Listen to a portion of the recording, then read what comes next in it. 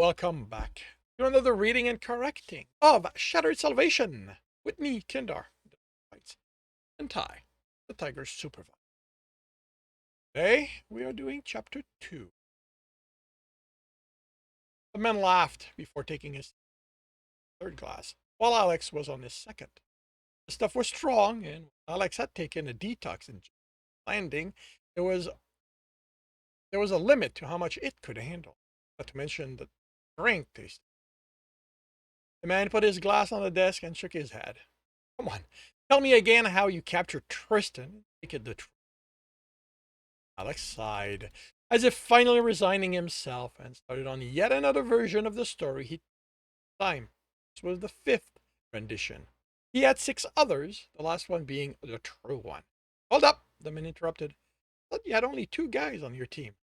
Alex, that had been the previous version, where he finally admitted he had really thing to take him down. There were eight of us. I'm the only one who made it out in one piece. Alex smiled mischievously. It took effort not to react to the. Ultimately, if this went on long enough, he'd had to tell his last story. If this went on long enough that he had to tell his last story, they'd find out he'd actually stolen the prize from another team of work. Go on. So the eight of you finally tracked him down to the seedier part of Olam City. We surrounded the building. Our contact was certain where he was. The plan was to sneak him and catch him unaware, but he somehow knew we were coming and laid down a barrage of, I knew it! Alex turned to look at the woman. No one else did. He held up Tristan's belt. What's got you so excited now, Viv? The man on the other side of the desk asked. This? Showed them the belt's clap. The belt's clap. Clap? Clasp.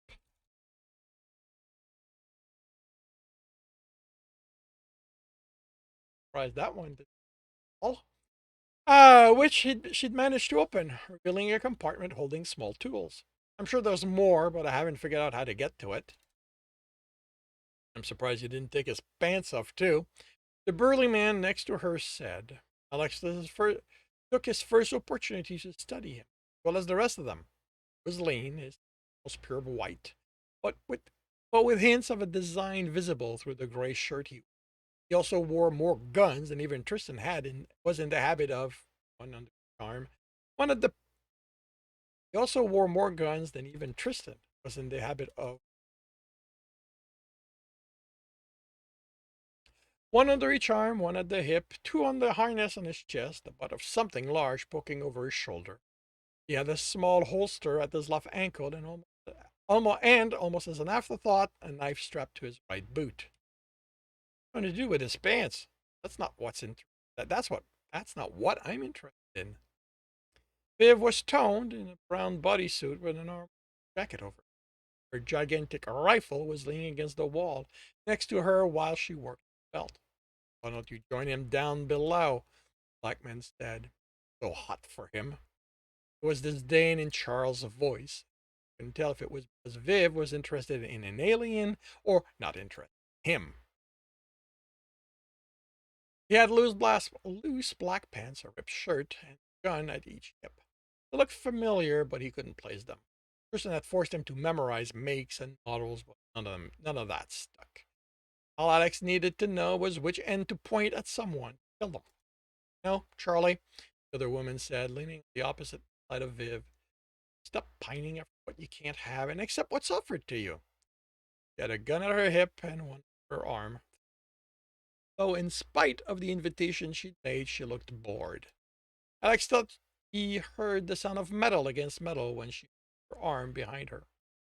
He had to fight the urge to activate his implant. Listen, what part of her was an arm, maybe, or a leg, that had moved as she put her arm behind her back.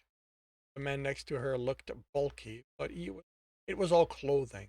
He was actually lean, almost thin, and instead of guns, he wore stun stick. When he caught Alex looking at him, he smiled menacingly. Try harder, Alex thought. In 5 years under Tristan's tutelage, and you tell me how scary you think you look. He still looked away. The young man he was shouldn't have been traumatized and broken in more ways than anyone sane could count. And the next man had medium brown skin, long dirty hair, bobbed his head to some music Alex didn't hear. Maybe he had a player on him, or implant, or it was just in his head. He had a little rifle and had a gun at his hip. And then there was the man seated opposite him, old and worn. He acted relaxed, but there was an air of quiet menace. Alex realized that whatever these people had been when they were hired, they were nothing more than a gang now. And this man had acquired this position. Had acquired this position because he'd beat the other's mission. Suitably impressed, and asked. Alex had hoped to be discreet in his observation. The case. Still, he had the mask to fall back on. He smiled nervously. Dangerous, and laughed. Alex forced the smile to remain, even if it made his face feel like it was about to crack. The rejuvenation treatment he'd undergone to make his face look younger hadn't been the best. Couldn't wait for it to be over so he could have it dangerous, said with a chuckle. Kid, you probably don't even know what the word means. For a moment, the man lost all his jovialness and studied Alex. Alex fought the urge to his hand off the desk, get them close to his knives. This hadn't blown up in his face yet. And the man was smiling again. So let's get back to your story. He added 2 fingers of alcohol to their glasses. A story? Alex replied, making himself sound hurt. What actually happened? There it is. Take a sip. Let me tell you something. If you ever decide to leave the life, become a storyteller. You have the talent for it. Alex sighed and forced some of the alcohol down. Look, what does it matter how I caught him? I'm the one who brought him here, so I'm the one who gets to collect the bounty, right? I want the money so I can pay off what I owe. Right, the bounty. See, there's a problem with that. The desk, nothing happened. He pounded on it twice, and the display appeared. Alex couldn't help himself. He gave the mental signal and activated the. He heard computers. Limb of the woman, the one in the cybernetic limb of the woman, black man's chest, the multi data pads around the room. What then there were people. And the complexest computer. Alex felt himself relax with the computerized background noise. Now that he had the implant, he kept it on. He'd kept it on at all time, if not for the danger that the implant might send what he said to the computers and reveal what he could do. Even now, he itched to talk, to have a conversation with a computer, convince it to do what he wanted. But that wouldn't happen. The computer talked, but not in a language Alex understood. It was so old, his implant couldn't make sense of what he wanted to have a conversation with it. He'd have to look at the code and create a translation matrix. He hadn't had to do that since the courses. Just like the language people spoke, computers' language was standardized by SpaceGov. Made sure it didn't change. There we go. And said, reminded Alex there were people around him. Reluctantly, he shut down the implant. The man tapped a list and highlighted an entry. Tristan is currently held on the Saratoga prison ship. Been there for a few decades. Everyone knows those things aren't accurate. Prisoners are always escaping, and no prison wants to admit to that. Took out his datapad and brought up a bounty along with the picture of Tristan that the police at the time. 12 years ago, Tristan was wanted for kidnapping. It was all over the net. Was he in that prison when that happened? No name on that bounty, kid. So don't try to pull one on me, okay? I'm too damn old for games. Isn't a game? Look at the picture. That's who I brought you. That's Tristan. Beth, kid. Going to give you the benefit of the doubt here and believe that you actually think that's Tristan about me. And I'm believing that in spite of that constantly changing story you're telling me, so don't push it, okay? Alex leaned back, acting mollified. The man tapped the list, canceling the highlight entry. This isn't the public listing. This list only circulates among prison warden. Even this bunch doesn't see it unless I bring it out. This list doesn't lie because no prison wants to poach someone else's prisoner. If it had said that Tristan was loose, I'd have paid you good money and then contacted them. Understand what I'm saying? He was identified as the kidnapper, Alex said, hopeful rather than misidentified. Look, maybe you got yourself the kidnapper. I doubt it, but let's go with that. And at least it gives us a crime to work with.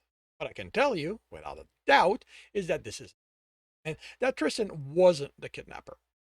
Got the confirmation he was still in prison not that long after that ended. This is just some other one of his species that happened to look like him. A DNA scan? Alex pleaded.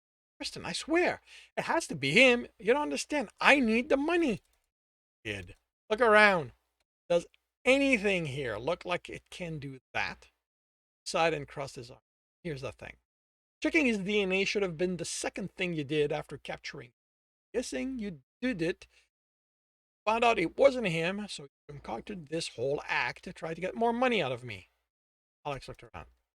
Think I'm trying to call them around? And lips became a tight line. I can't tell when someone's got his face redone. You really think this I'm brand new bounty hunter take pity on me act is going to work? Alex slumped. Not acting. If they didn't believe that, I have a script to work off anymore. What was he supposed to do now? The plan was for him to wait while they were distracted by the moving lift. It wasn't like any of them were going to come out of this alive, so it didn't matter if he started it now. Got the signal. Alex straightened. Bust anyway. Might as well move on to the next part. As he considered how he was going to take them on, he noticed the control panel light up. Near the lift, but that constituted as it on. Always did have a good time. Tristan always did have good timing. Just as the first sound of the lift moving came, Alex threw himself over the desk and onto the man there. He had a polycarbon knife out of his sleeve and into the man's neck before the two of them hit the ground. The man's gun, as well as the knife at his belt, he clapped that to his own. He grabbed the man by the collar and stood, using his body as a shield to take the shots coming at him. He shot Viv first. He told himself it was because the rifle made it the most dangerous weapon here, but he knew that the real reason was the way she'd manhandled Tristan. No one got to touch him that way. There was a lull in the firing as they realized. There was a lull in the firing as they realized all they were doing was putting holes in the dead boss. Alex dropped him again against the lift so he'd protect the controls and readied himself for the coming fight. 5 against 1 in a closed room. All he had was a gun and a few knives. Anyone in this situation would expect to die, but he wasn't anyone. He was Alex fucking Crimson. He survived Tristan on a daily basis, easily worth a dozen of them. He ducked under the desk, put his shoulder against it, and stood, sending it flying at Charles. He fired at the white man, but only caught him in the shoulder. Ducked and waved, firing where he'd last seen them standing. He felt burns on his back and arm, but the light armor on his clothes took the brunt of the blast. His gun stopped, out of power, or just crap. Alex didn't bother trying to find it. Dropped it and pulled out a knife, cut motion, slashed. Cut motion and slashed. A foot cut him in the side and he flew the room, hit the wall and dropped as it was peppered with shot. Specks of superheated metal and rocks fell on him, fell his hair and flesh burst. He threw himself across at the closest person, a man, lots of gun, darker skin, and he felt a graze against his shoulder. Then he was close enough to bury a knife in the man's chest 6 times, leaving him gasping and slumping. Alex caught him and shoved him against the next person, a male, thick clothing, thin. He saw her in his peripheral vision just before she kicked him. He let himself drop. The foot went over him. He rolled and sliced the tendon on her other leg. She screamed as she fell. Back up. The thin man was freeing himself. Alex slammed his knife in the man's ear, the only unarmored spot, left it there, and grabbed the one at the man's belt. With a quick motion, the woman's throat was opened. He turned to face the white man, Charles. He grinned at them, and they looked at him in horror. The white man had his gun pointed at Alex, but his hand was shaking so badly he couldn't hit anything. Charles looked around the room, then burned and bloody, but still standing and grinning. Turned and ran for the door. He slammed into it. knife between his shoulder, blade planted all the way to the handle. Alex fixed his gaze on the white man, walked to him unafraid. The terror in the man's eyes told him he couldn't do anything. No one ever expected to confront someone determined to survive a firefight. They trained to take on prisoners, murderers, and of criminal who want to escape this place. What they hadn't planned on was death walking in and taking them out. The men tried to fire it as Alex put a hand on the gun and put it down. Only then did the finger connect and a blast fired. Alex didn't react to that. Gently twisted the gun out of the man's hand and, without bothering to look, fired at Charles' head, putting him out of his misery.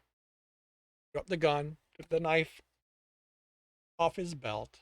The one he'd taken from the man had a good weight to it, possibly vibro or laser. Water chicken. I just work here, they did. Left alive. From our orders. Leave, I'll run. No one will ever know. And had lost control of himself. Alex, he'll know. Or be killed. That was the lesson he'd learned over the years. Tristan had made sure he knew that being killed was not acceptable. So today he was killing, like he did today. Pulled a knife out of the man's chest and lifeless body floor. Alex looked at the carnage he'd wrought, and now that the moment was